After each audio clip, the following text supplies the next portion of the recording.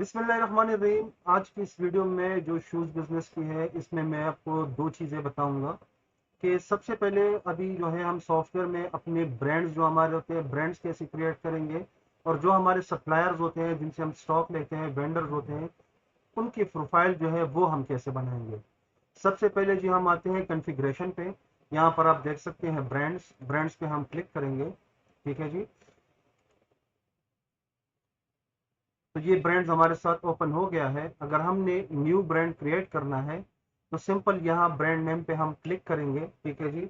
मैं लिख देता हूँ जी, let suppose don caller. Callers मैंने लिख दिया। इंटर का की मैं प्रेस करूंगा, ये आप देख सकते हैं नीचे आ गया ये। इसके अलावा लेट सपोज मैं कहता हूँ कि जी सॉरी स्टाइलो है, ये एपिकॉट है। तो इस तरीके से आप डिफरेंट साइजेस जो है वो आप सॉरी ब्रांड्स जो है वो आप बना सकते हैं। और उसके बाद जो है मैं सेव चेंजेस में क्लिक करूंगा, ओके करूंगा। तो इस हिसाब से जो है आप अपने ब्रांड्स जो है सिस्टम में वो आप ऐड कर सकते हैं।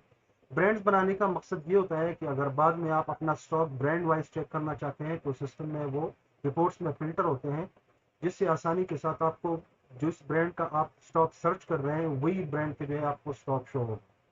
नेक्स्ट जी हम आते हैं सप्लायर की तरफ कि हम अपने सप्लायर का प्रोफाइल कैसे बनाएंगे। तो ये मैं क्लोज कर देता हूँ ब्रांड्स को। होम टैब पे मैं आ जाता हूँ। यहाँ पर आप देख रहे हैं सप्लायर्स। सिंपल जी मैंने सप्लायर पे क्लिक करना है।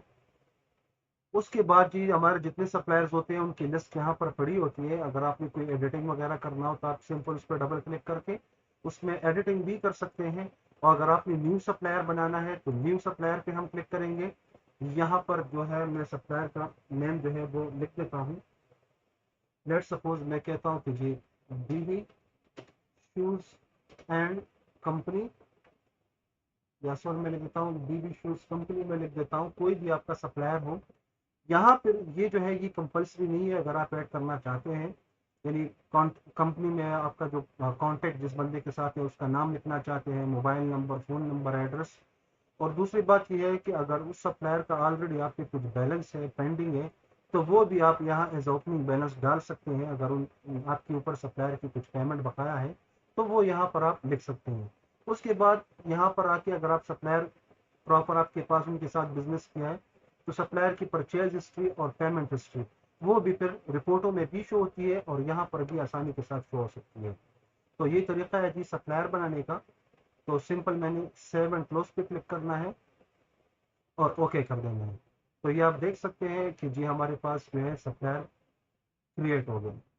तो इसी तरीके से हम अपने ब्रांड्स और सप्लायर जो है वो शूज़ का जो सॉफ्टवेयर है इसमें इस तरीके से बनाएंगे। बहुत शुक्रिया।